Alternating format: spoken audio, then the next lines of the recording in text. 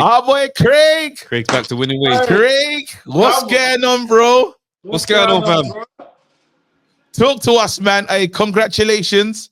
It's great to have you back. We're gonna get straight to it, man. Your team, it looked different. Yes. We had to make What's the going necessary changes, man. Yeah, bro, you're back to Tony. Changes. Yeah, back with Tony, man. Back in the matchroom gym. Obviously, I realized certain things wasn't working for me.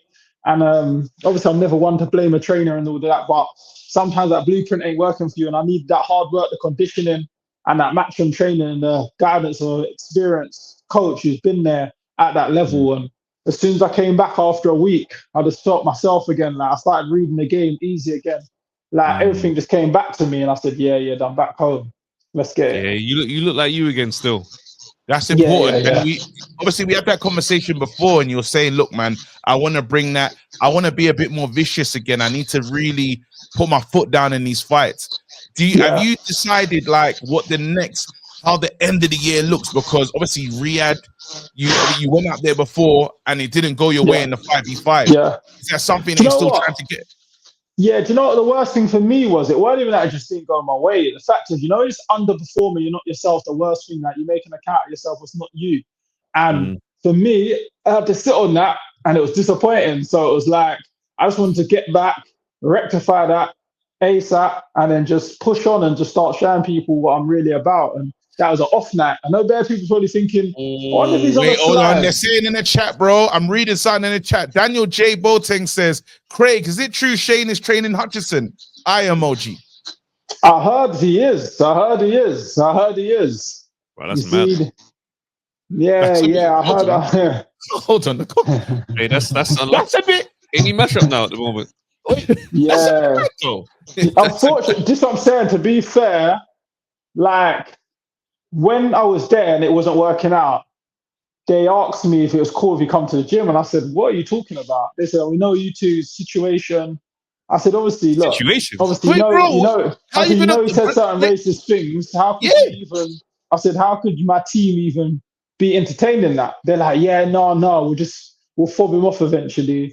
And I was like, oh, okay, cool. And I heard he was sneaking around the gym when I wasn't in and that. And I addressed the conversation with them. Sneaking in like and I thought, you know what? Yeah, crazy, I said, this is all getting weird now. So for me, I just said to myself, no, I can't be in here. So I just rung them. I just said, look, I can't be in here no more, to be honest. Yeah, because let's get it right. That trainer relationship is an important one, right? So your beef is their beef. Like, it's 100%.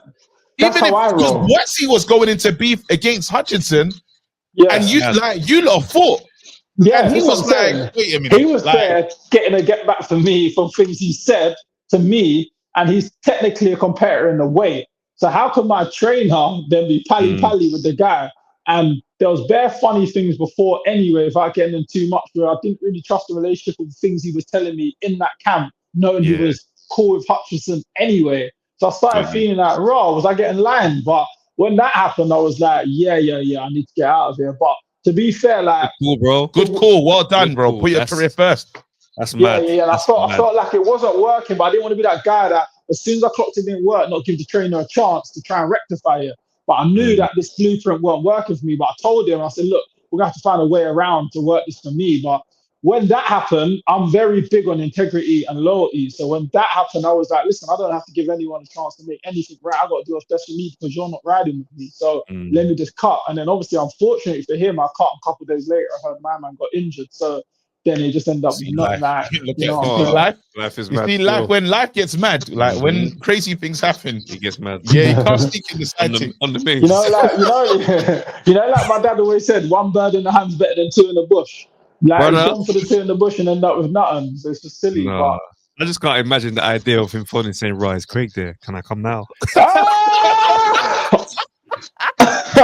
I'm dead. We can do some pads quietly. Some quiet pads. What do quiet pads look like, though? I'm gonna throw my phone right now. He just left. No, wait. Stop. He stops on the You got break. the pillow in Wait. front of the Man in the dark with the lockup. Man in the dark with the lockup. But let's move it on. Though. Obviously, good fight. You did what you did in there, and you know you was there to really say it's about the rebuild. It's about really trying to back with Sims as well. I like the fact that Ryder was in your corner as well. How did that come about? Was he like a part of the camp, or was it just like a friendship? John played a good part in the camp. You know, like John at the gym now. He's called it as a fighter, as everyone knows. He announced his retirement, but he's now Tony Sims' assistant coach in the gym now. So it's good because, like, for me, I've done so many camps with John over the years as a stablemate, and obviously as a friend and a stablemate over years and years. But remember, like, when I was coming through, like, I used to help John for a lot of his big fights. So we was like main sparring partners in the gym. So you're now getting it from a different perspective of someone who's been in there with you. They know what you do well and what you don't do so well. So he can give you that bit of advice as his knowledge of boxing, but as someone who shared the ring with you loads of times, he knows your assets as well. And then obviously Tony overseeing it as a head coach and being experienced and obviously being the main man in charge.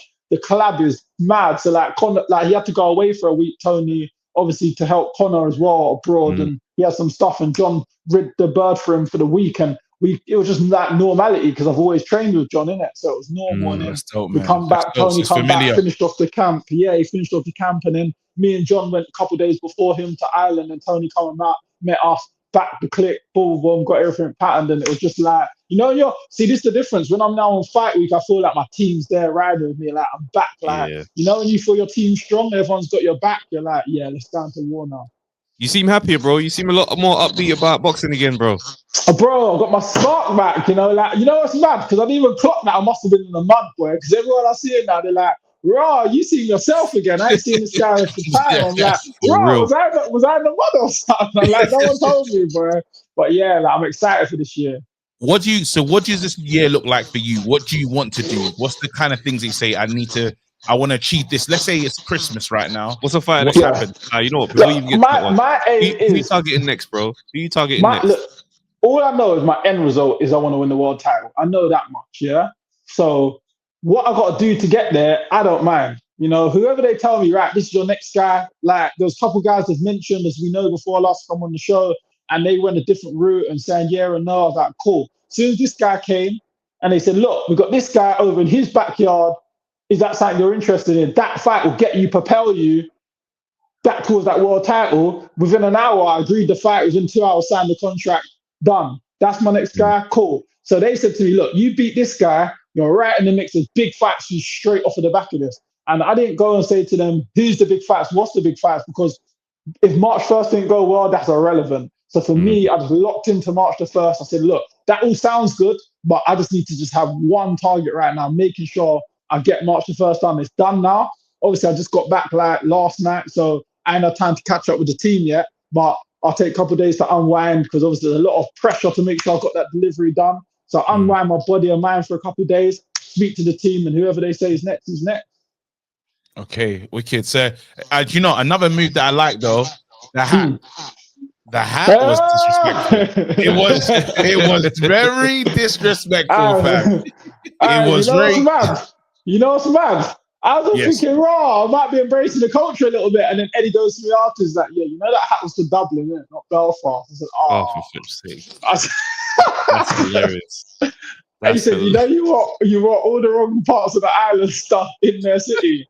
I said, but you know what's mad though? When I came out, all the little kids and everyone, they embraced me for pictures, asking me to sign the hat, and they all wanted the hat and that. I said, listen, you can have the hat tomorrow as long as I hear you lot cheering me on. Give me at least 1% out of 100. I hear it still. Lastly, though, before you go, man, I know you're saying it's the road to a title and stuff. Is there certain fights that entertain you? Like, would you want to see? Would you want Boatsy if Boatsy goes down to Callum? Like, remember that he's the Callum rematch potential. Sorry, no, that rematch not happening. Yard might fight Callum. We don't know what's going to happen with Boatsy. Is that something that you entertain again? Look, obviously, everyone always wants to get back the loss. If they don't get the nod, they want to get that back. So obviously, I'd entertain any of these sort of fights. To be fair, any big fights, any guys respected up there, I think is world class, world elite, and you can beat them to warrant yourself for a world title with saying God's entertain, of course. That's all right. That's all right. Listen, congratulations, bro. Great to have you back in the mix. For real. I will speak to you soon, though, man. Yeah, Big you up man, stop yourself, making bro. me laugh. I want to talk about some clips, but you lot keep making me die. But I'm gonna talk to you lot another time. Catch you lot another. Big up, man. Same less. Come on, bro. Hey, Craig, man. That's my guy, bro. I know, bro. That's my guy. Listen, I Thanks, man, don't even care. Like certain times, yeah, where you know when it's time for brethren bias, it's all there. It's all there. That's my friend, man. So shout out, Craig. Great to see you back, man. And I just again I want him to be ruthless. Yeah. That's what I'm looking for. I'm looking for the ruthless era of I don't want to say he's tentative or he's thinking about stuff. Yeah. Get to work, bro. But